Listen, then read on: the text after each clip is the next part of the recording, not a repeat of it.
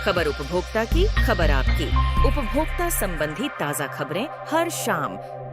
केंद्रीय उपभोक्ता मामले, खाद्य और सार्वजनिक वितरण मंत्री प्रहलाद वेंकटेश जोशी ने 60 उचित दर की दुकानों को जन पोषण केंद्र में बदलने के लिए पायलट परियोजना का शुभारंभ किया।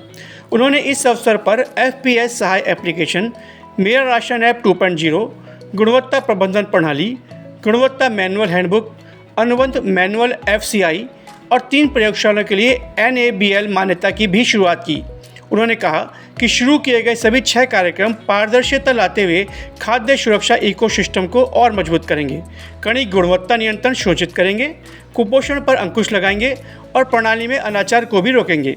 उन्होंने कहा कि जन पोषण केंद्र पूरे देश में उचित दर की दुकानों, FPS डीलरों की आय बढ़ाने की मांग का समाधान उपलब्ध कराएंगे। ये केंद्र उपभोक्ताओं को पोषण से भरपूर खाद्य पदार्थों की एक विविध श्रृंखला उपलब्ध कराएंगे और इसके साथ साथ ही इन डीलरों को आय का एक अतिरिक्त स्रोत भी प्रदान करेंगे। उन्होंने उचित दर दुकानों डीलर से बातचीत भी की। भारतीय मानक ब्यूरो BIS ने एक हैकाथॉन का शुभारंभ किया है, जिसमें उन संस्थानों की छात्र टीमों से भागीदारी आमंत्रित की गई है जिन्होंने BIS के साथ एक समझौता ज्ञापन यानी MOU पर हस्ताक्षर किए हैं। हैकाथॉन का लक्ष्य मानकों में रुचि पैदा करना, ज्ञान बढ़ाना और भारतीय मानकों एवं आम जनता और अन्य BIS हितधारकों के लिए गुणवत्ता व सुरक्षा सुनिश्चित करने में उनकी महत्वपूर्ण भूमिका के बारे में जागरूकता बढ़ाना है। BIS ने गुणवत्ता और मानकों के विषय पर कुछ ऑनलाइन प्रश्नोत्तरी प्रतियोगिता भी आयोजित की हैं। BIS हैकाथॉन असल दुनिया की चुनौतियों से निपटने में मूल्यवान अनुभव प्राप्त करने के साथ साथ नवीन विचारों और समाधानों को प्रदर्शित करने का एक मंच है। प्रविष्टियां जमा कराने की अंतिम तिथि 23 अगस्त 2024 है। दक्षिणी जिला उपभोक्ता विवाद निवारण आयोग ने सड़क हादसे के दौरान SUV कार का एयरबैग नहीं खुलने पर टाटा मोटर्स को 50,000 रुपये मुआवजा के तौर पर देने का आदेश पारित किया है।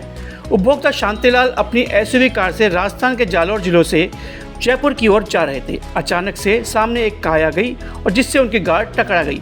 इस हादसे में कार के बाहरी हिस्से में काफ़ी क्षति पहुंची।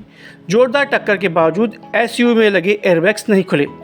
आयोग ने अपने आदेश में कहा कि इतने बड़े सड़क हादसे में भी गाड़ी में लगाए गए एयरबैग्स का नहीं खुलना यह बताता है कि उसमें कोई ना कोई दिक्कत जरूर है।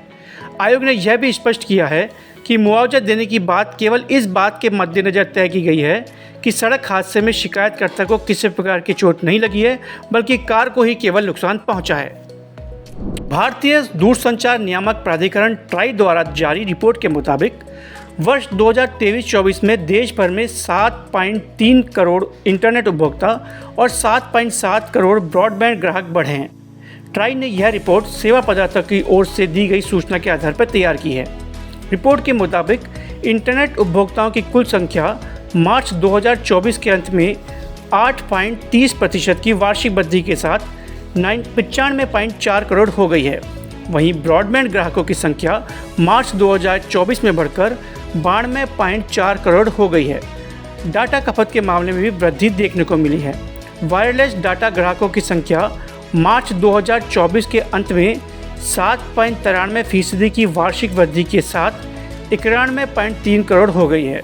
टेलीफोन ग्राहकों की संख्या मार्च 2023 के अंत में 117.2 करोड़ से बढ़कर मार्च 2024 के अंत में 119.9 करोड़ हो गई है। यह 2.30% की वार्षिक वृद्धि रही।